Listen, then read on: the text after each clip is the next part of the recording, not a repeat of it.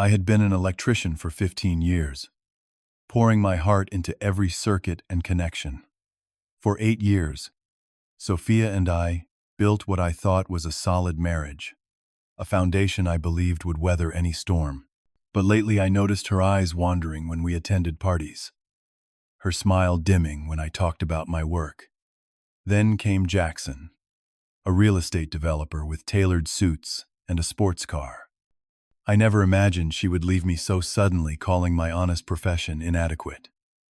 What I could never predict was how quickly her new life would short-circuit. If you are watching this now, let me know where you are tuning in from. Hit that subscribe button and stick around to see how a man who works with his hands rewired his broken life. I first met Sophia when I was 24, fixing faulty wiring at her parents' house. She walked into the room with a sketchbook full of fashion designs, and our eyes locked over the open electrical panel. Her smile lit up something inside me that no amount of voltage could match. We started dating that week. Back then we had so little but felt like we had everything. Our first apartment was barely 700 square feet with secondhand furniture and big dreams.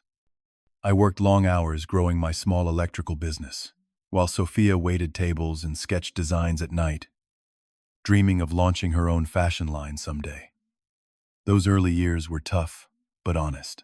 We counted pennies for date nights, celebrated landing new clients with $2 wine, and stayed up late talking about the future we would build together.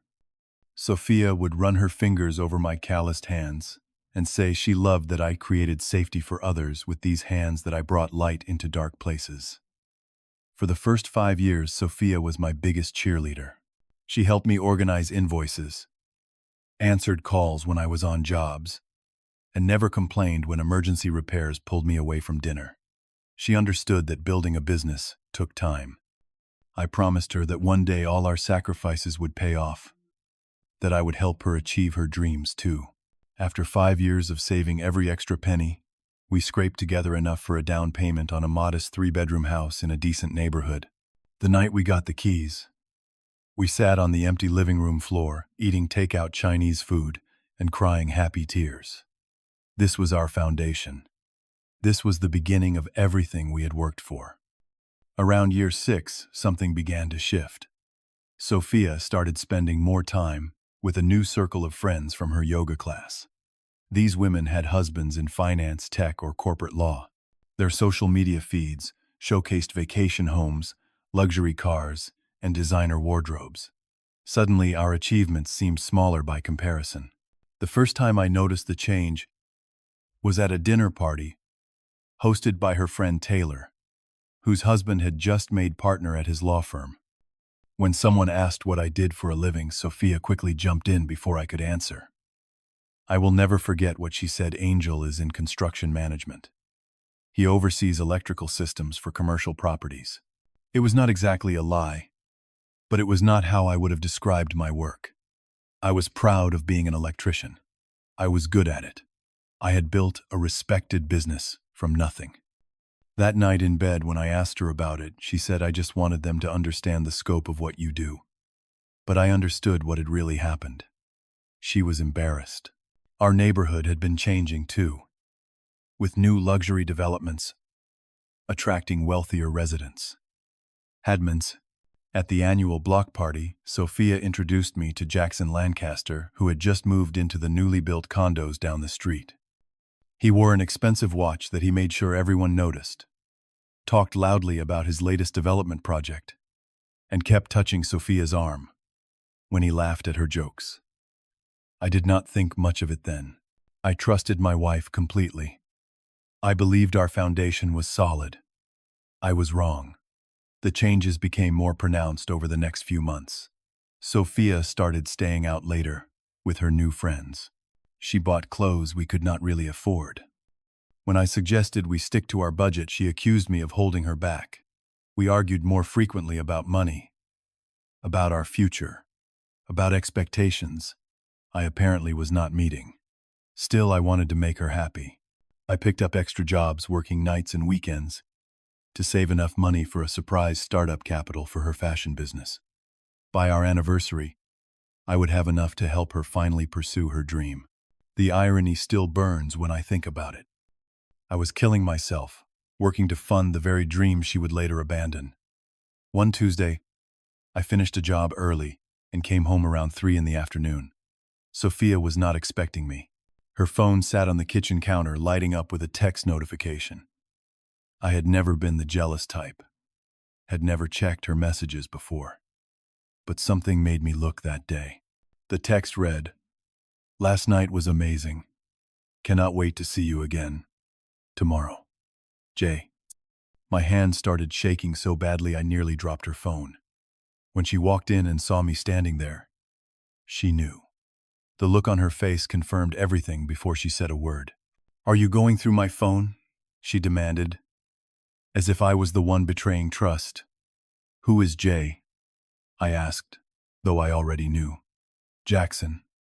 First came denials, then tears, then finally confession. She had been seeing him for 6 weeks.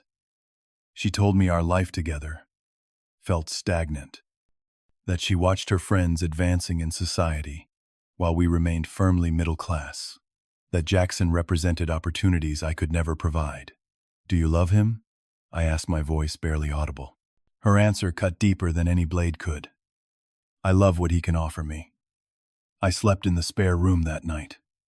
We barely spoke for days. Sophia said she needed time to think, to figure out what she wanted.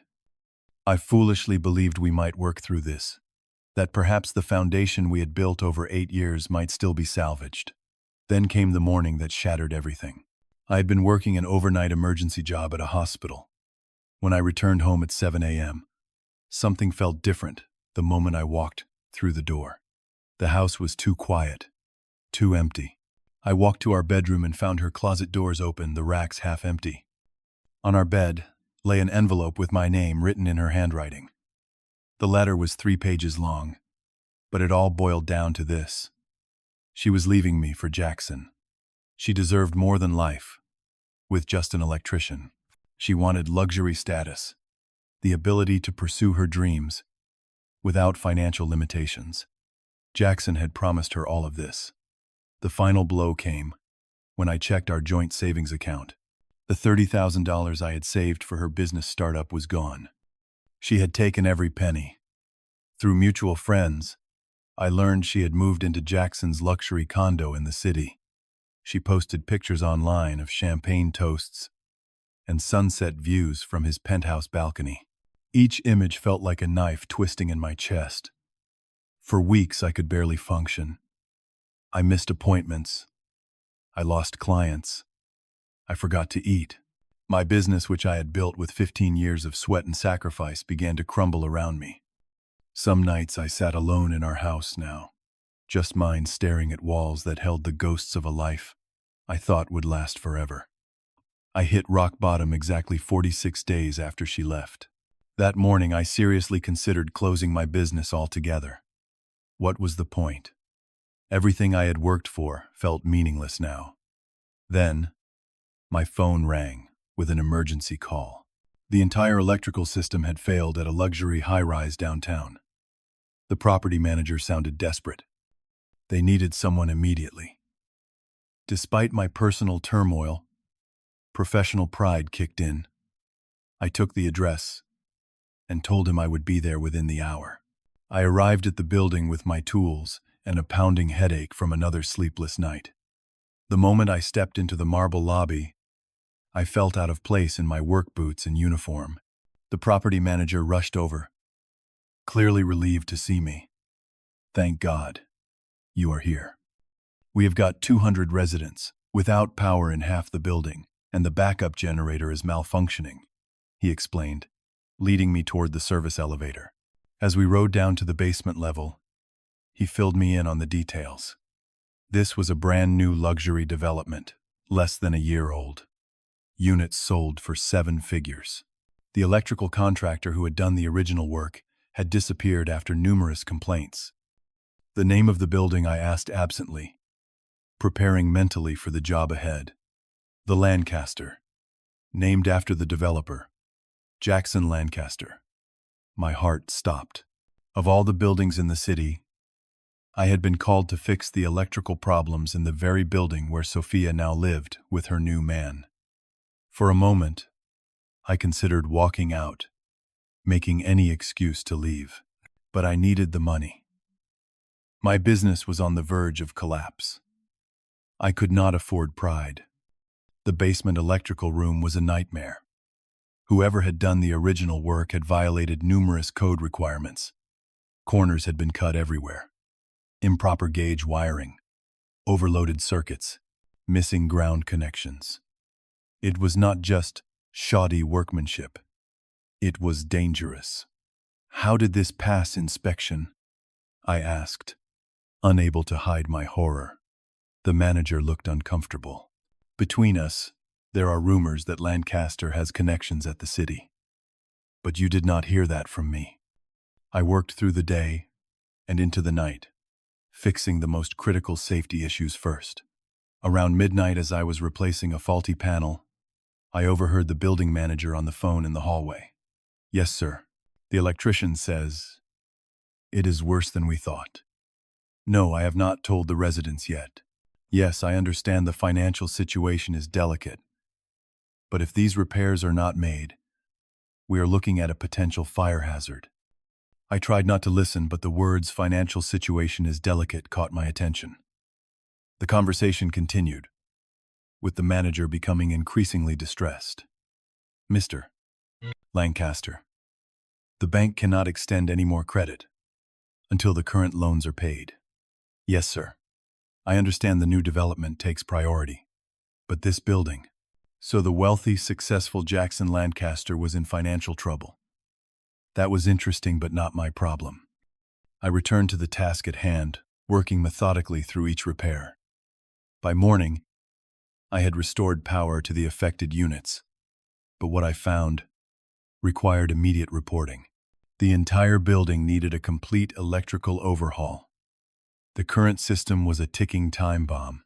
I was writing up my assessment when the city building inspector arrived, responding to reports of multiple electrical failures. I showed him what I had found. His face grew increasingly grim as we toured the facility. "This is criminal," he said finally. "I am condemning the entire electrical system until it can be brought up to code. The building will need to be evacuated today." The lobby erupted into chaos as the announcement was made. Wealthy residents in designer loungewear crowded around the manager, demanding answers. I kept my head down, gathering my tools, planning to slip out unnoticed. Then I saw her.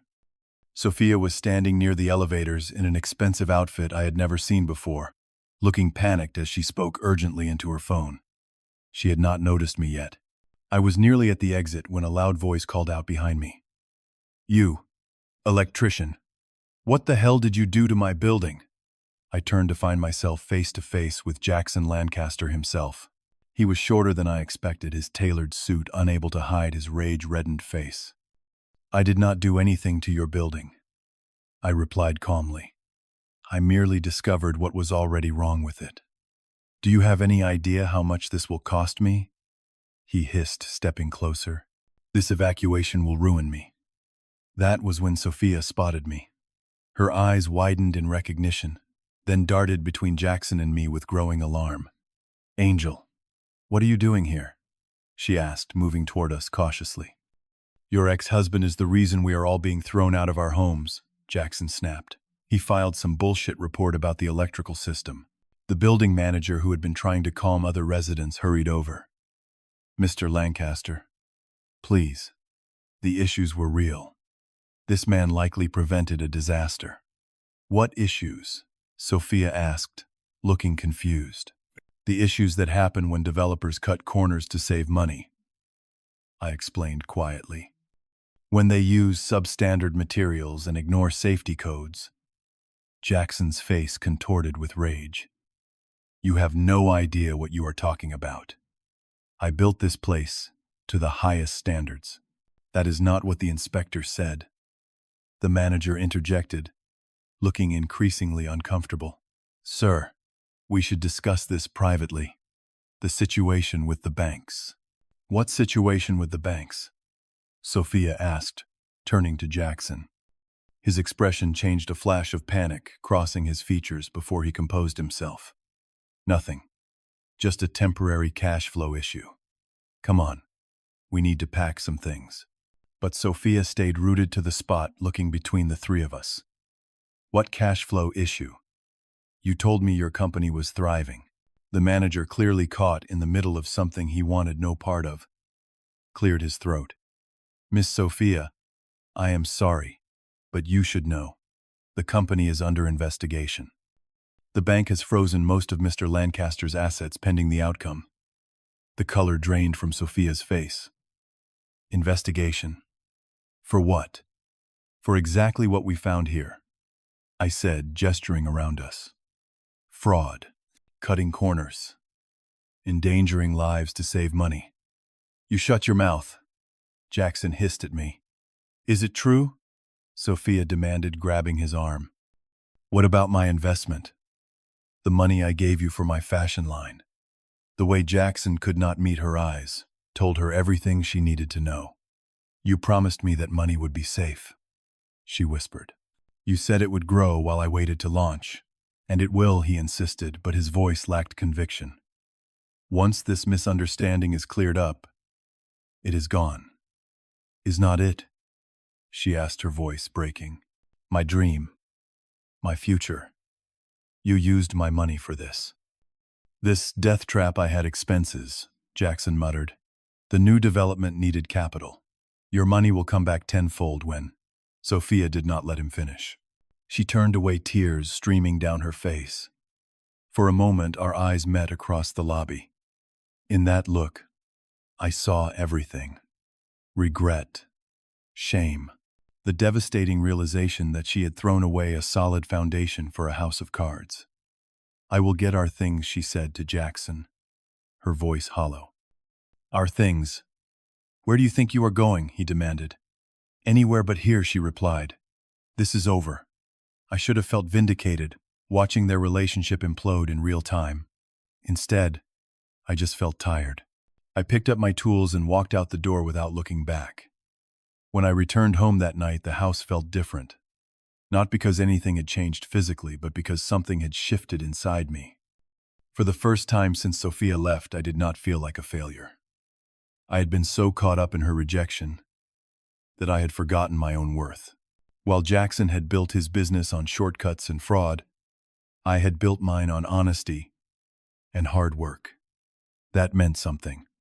I meant something. The phone rang around 9 p.m. Sophia's name flashed on the screen. For a moment I considered not answering, but curiosity won out. Angel, she said when I picked up her voice thick with tears. I made a terrible mistake. Where are you? I asked, keeping my voice neutral. At a hotel. I left him.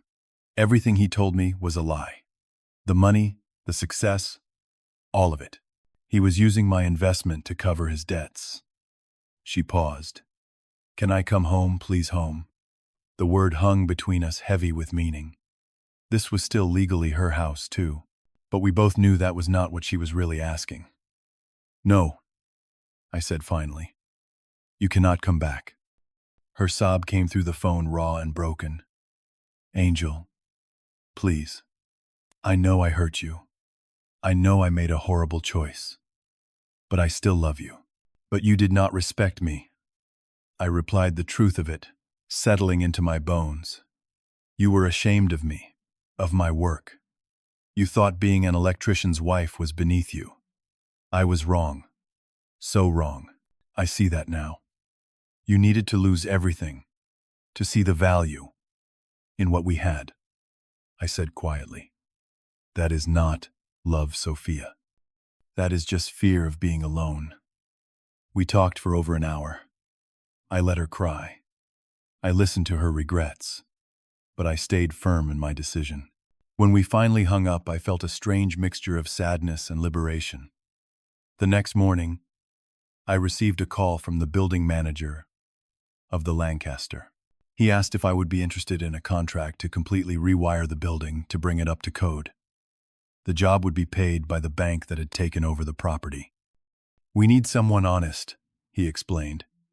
"Someone who does not cut corners." I accepted the job. It would take months and require me to hire additional workers, but it would also save my business. Within weeks, I had hired 2 apprentices and was teaching them to do things the right way even when it was harder. Word spread about what had happened at the Lancaster. Other property managers called asking me to inspect their buildings. Many had been developed by Jackson's company and had similar issues. My reputation for honesty and thoroughness became my greatest asset. 6 months passed. My business was not just surviving, it was thriving.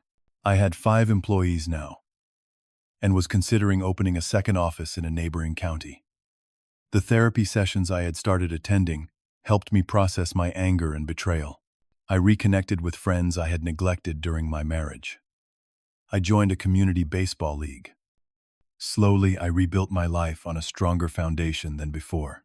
Then one afternoon, I walked into my favorite coffee shop and saw Sophia sitting alone by the window. She was dressed simply nothing like the designer clothes she had worn during her time with Jackson. She looked up and saw me, her eyes widening in recognition.